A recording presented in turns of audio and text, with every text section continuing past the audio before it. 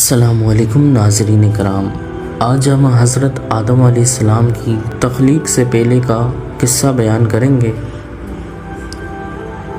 قرآن مجید میں بیان ہونے والا بہترین قصوں میں سے ایک قصہ بنی نو انسان کے باپ حضرت آدم علیہ السلام کا ہے۔ آپ اللہ تعالیٰ کے پہلے نبی ہیں۔ آپ کا قصہ قرآن مجید کی مختلف صورتوں میں متعدد پیرائے میں بیان ہوا ہے۔ اللہ تعالیٰ نے سورہ بقرہ میں اس قصے کو بیان کرتے ہوئے فرمایا، اور وہ وقت یاد کرنے کے قابل ہے جب تمہارے پروردگار نے فرشتوں سے فرمایا کہ میں زمین میں اپنا نائب بنانے والا ہوں۔ انہوں نے کہا، کیا تو اس میں ایسے شخص کو نائب بنانا چاہتا ہے جو خرابیاں کرے اور خون کرتا پھرے، اور ہم تیری تعریف کے ساتھ تسبیح کرتے ہیں اور تیری پاکی بیان کرتے رہتے ہیں؟ اللہ تعالیٰ نے فرمایا، میں وہ باتیں جانتا ہوں جو تم نہیں جانتے۔ اور اس نے آدم کو سب چیزوں کے نام سکھائے، پھر ان کو فرشتوں کے سامنے پیش کیا اور فرمایا کہ اگر تم سچے ہو تو مجھے ان کے نام بتاؤ۔ انہوں نے کہا، تو پاک ہے، جتنا علم تو نے ہمیں بخشا ہے اس کے سوا ہمیں کچھ معلوم نہیں، بے شک تو دانا اور حکمت والا ہے۔ تب اللہ تعالیٰ نے آدم کو حکم دیا، آدم تم ان کو ان چیزوں کے نام بتاؤ۔ جب انہوں نے ان کے نام بتائے تو اللہ تعالیٰ نے فرشتوں سے فرمایا، کیوں میں نے تم سے نہیں کہا تھا کہ میں آسمان اور زمین کی سب پوشیدہ باتیں جانتا ہوں، اور جو تم ظاہر کرتے ہو اور جو پوشیدہ رکھتے ہو سب مجھ کو معلوم ہے۔ اور جب ہم نے فرشتوں کو حکم دیا کہ آدم کو سجدہ کرو تو وہ سب سجدے میں گر پڑے، مگر شیطان نے انکار کیا اور غرور میں آ کر کافر ہو گیا۔ اور ہم نے کہا، اے آدم تم اور تمہاری بیوی جنت میں رہو اور جہاں سے چاہو بے روک ٹوک کھاؤ پیو، لیکن اس درخت کے پاس نہ جانا، نہیں تو ظالموں میں داخل ہو جاؤ گے۔ پھر شیطان نے ان دونوں کو وہاں سے پھسلا دیا اور جس عیش میں تھے ان سے ان کو نکلوا دیا۔ تب ہم نے حکم دیا کہ جنت سے چلے جاؤ، تم ایک دوسرے کے دشمن ہو اور تمہارے لیے زمین میں ایک وقت تک ٹھکانہ اور معاش مقرر کر دیا گیا ہے۔ پھر آدم نے اپنے پروردگار سے کچھ کلمات سیکھے اور معافی مانگی تو اللہ نے ان کا قصور معاف کر دیا، بے شک وہ معاف کرنے والا اور صاحب رحم ہے۔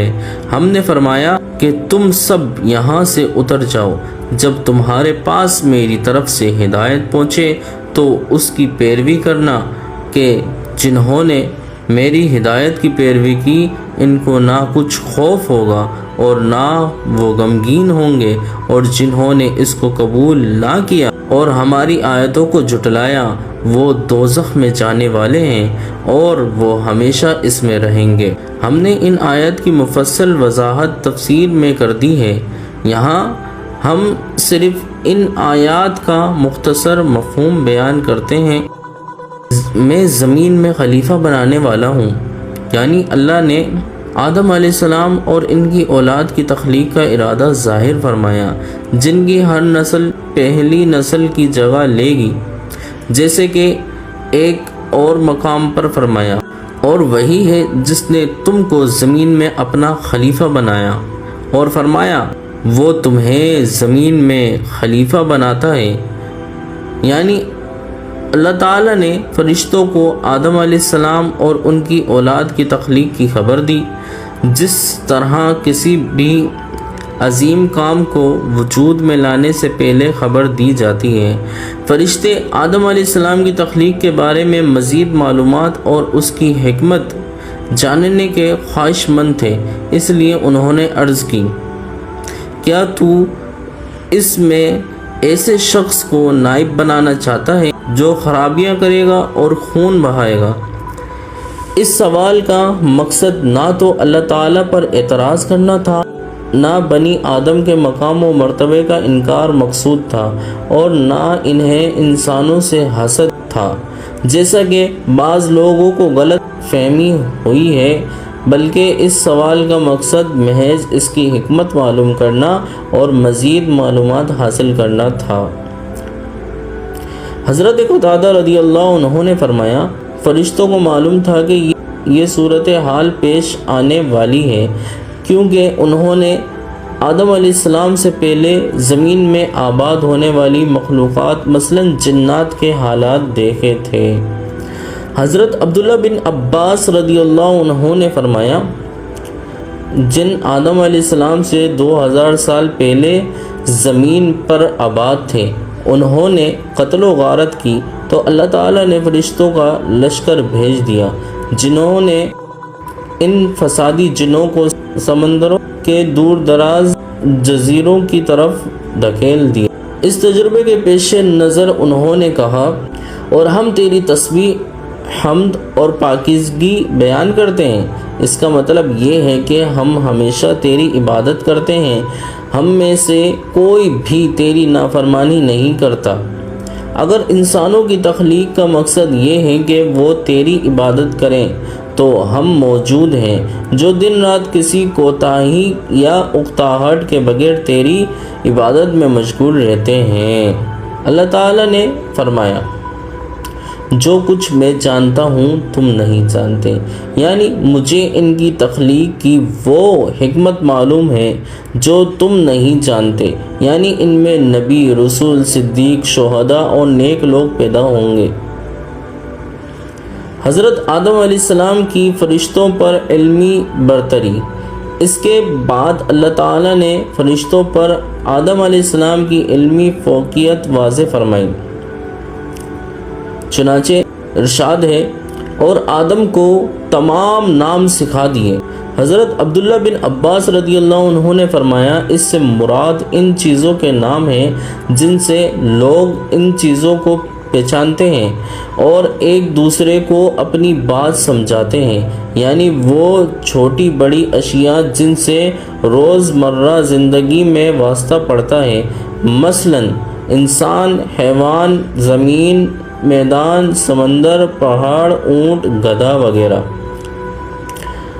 حضرت ابن عباس رضی اللہ عنہما نے فرمایا، اللہ نے انہیں رکابی اور ہنڈیا کا نام بھی سکھایا، ہر جانور، ہر پرندے اور ہر چیز کا نام سکھایا۔ حضرت سعید بن جبیر، قتادہ اور دیگر علماء نے بھی یہی فرمایا ہے۔ حضرت ربی رضی اللہ عنہ نے فرمایا، اللہ تعالیٰ نے انہیں فرشتوں کے نام سکھائے۔ حضرت عبد الرحمن بن زید رحمۃ اللہ تعالیٰ عنہ نے فرمایا، ان کی اولاد کے نام سکھائے۔ زیادہ صحیح رائے یہ ہے کہ انہیں چھوٹی بڑی اشیاء اور ان کے افعال و حرکات کے نام سکھا دیے، جیسے ابن عباس رضی اللہ عنہما کے قول سے معلوم ہوتا ہے۔ حضرت انس بن مالک رضی اللہ عنہ سے روایت ہے کہ رسول اللہ صلی اللہ تعالی علیہ وآلہ وسلم نے فرمایا، قیامت کے دن مومن جمع ہو کر کہیں گے کہ اگر ہم کسی سے اللہ کے سامنے سفارش کروائیں تو اس مشکل مرحلے سے نجات مل جائے۔ چنانچہ وہ حضرت آدم علیہ السلام کی خدمت میں حاضر ہو کر عرض کریں گے، آپ تمام انسانوں کے جد امجد ہیں، آپ کو اللہ تعالیٰ نے اپنے دستے قدرت سے پیدا فرمایا اور اپنے فرشتوں سے آپ کو سجدہ کروایا اور آپ کو تمام اشیاء کے نام سکھائے، اپنے رب کے سامنے ہماری سفارش فرمائیے تاکہ ہمیں اس مرحلے سے نجات نصیب ہو۔ اللہ تعالیٰ کے فرمان۔ پھر ان چیزوں کو فرشتوں کے سامنے پیش کیا اور فرمایا، اگر تم سچے ہو تو ان چیزوں کے نام بتاؤ۔ کی تفسیر میں حضرت حسن بصری رحمۃ اللہ تعالیٰ علیہ بیان کرتے ہیں، جب اللہ تعالیٰ نے حضرت آدم علیہ السلام کی تخلیق کا ارادہ فرمایا تو فرشتوں نے کہا، اللہ تعالیٰ جو مخلوق بھی فرمائے گا ہمارے پاس اس سے زیادہ علم ہوگا۔ چنانچہ ان کا امتحان لیا گیا، اسی لیے اللہ تعالیٰ نے فرمایا، اگر تم سچے ہو۔ اللہ تعالیٰ کے فرمان۔ فرشتوں نے کہا، اے اللہ تیری ذات پاک ہے، ہمیں تو صرف اتنا علم ہے جتنا تو نے ہمیں سکھا رکھا ہے، تو ہی پورے علم و حکمت والا ہے۔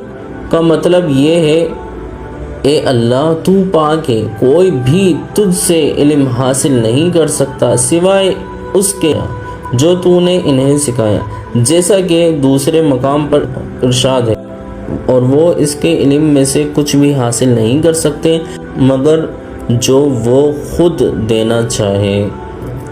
اسی طرح درج ذیل فرمان الہی سے بھی معلوم ہوتا ہے کہ ظاہر اور پوشیدہ امور کا علم اللہ تعالیٰ ہی کو ہے۔ اللہ تعالیٰ نے آدم کو حکم دیا کہ تم ان کو ان چیزوں کے نام بتاؤ۔